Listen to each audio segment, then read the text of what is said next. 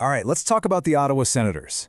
This is a story with some serious drama. We're talking legacy, a ton of patience, some real heartbreak, and now, maybe, just maybe, a rebirth. So when you hear the name Ottawa Senators, you might be thinking of this legendary hockey dynasty. And you'd be totally right. The original Senators, way back in the day, won an incredible 11 Stanley Cups. But, and this is a big but, the modern team, the one that came back to the league in 1992, yeah, they've won exactly 0. And that is the roller coaster journey we're going to unpack today, the story of trying to change that number. Okay, so let's get into it. It all kicked off with a really simple but super powerful idea, all wrapped up in this logo from a public campaign in the late 80s, Bring Back the Senators. And guess what? It totally worked. By 1990, the NHL awarded a new franchise to Ottawa. The Senators were officially back. But as you're about to see, this whole rebirth thing, well, it was anything but easy. To put it mildly, the new Senators were terrible. I mean, they only won 10 games in their entire first season and finished dead last for 3 years in a row. But here's the really interesting part. This was actually the plan. It was this deliberate and, often painful strategy to stockpile those high draft picks and build a contender from the ground up. And you know what? That strategy of just taking your lumps and being patient, it eventually paid off. Big time. It transformed the team from a league-wide joke into an absolute NHL powerhouse. Let's look at how they pulled it off. So through those high draft picks, they grabbed key guys like Alexei Yashin and a little-known player from Sweden named Daniel Alfredsson. And then came the game changer, a massive trade where they sent Yashin to the Islanders for this giant defenseman, Zdeno Chara, and the draft pick that became star center Jason Spezza. Just like that, the core was set. And this picture really says it all. This was the team's offensive peak. They brought in Danny Heatley, and bam, the legendary cash line was born. That's Alfredsson, Spezza, and Heatley. For a while there, they were probably the most dominant, most exciting line in the entire league. No question. Just how dominant were they? Well, in the 2002-03 season, they weren't just good. They were the best team in the entire NHL.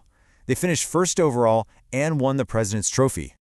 All that success finally led to this moment in 2007 when the team made it to the Stanley Cup Final for the first time since like 1927. And as you can see from this quote, the whole city was absolutely electric. The Sens Mile became the place to be, the heart of the whole celebration. But the dream run came to a crashing halt. It was a bitter disappointment. They just got outmatched by a really heavy Anaheim Ducks team and lost the whole series in only 5 games. Now, the team did have one more magical run in 2017, but what came after that, hoo boy. It was one of the toughest, most turbulent times in the franchise's entire history.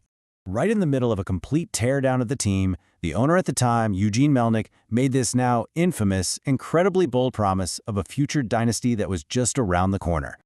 The reality, though, was pretty harsh. One by one, the team's most beloved players and captains were just gone.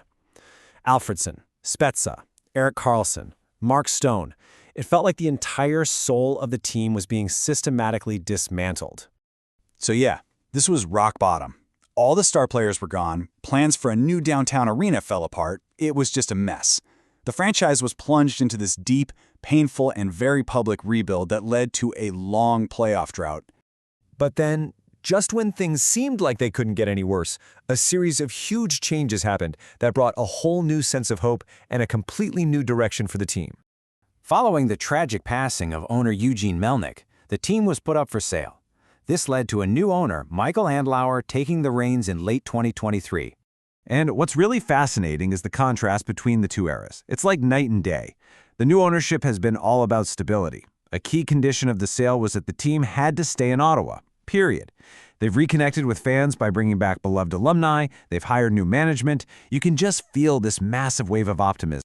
Which, of course, brings us to today. After all the dramatic highs and the devastating lows, the big question for all the fans is this.